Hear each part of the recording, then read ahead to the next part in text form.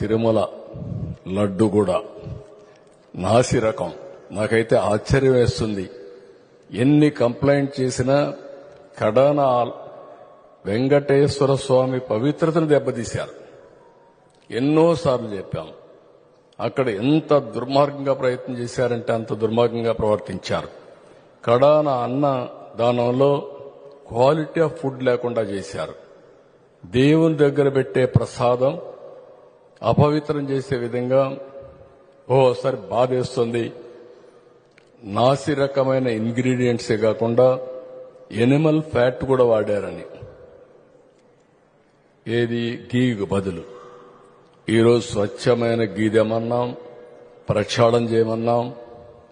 నాణ్యత పెరిగింది, ఇంకా కూడా నాణ్యత పెంచుతాం.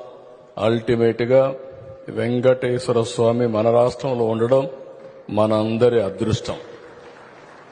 ప్రపంచం అంతా మన దగ్గరికి వచ్చే పరిస్థితికి వచ్చారు. అలాంటప్పుడు వెంకటేశ్వర స్వామి పవిత్రతను కాపాడుకోవాల్సిన బాధ్యత మనందరిపైన ఉంది. ఇది కూడా చేస్తామని చెప్పి కూడా నేను మీకు తెలియజేస్తున్నా.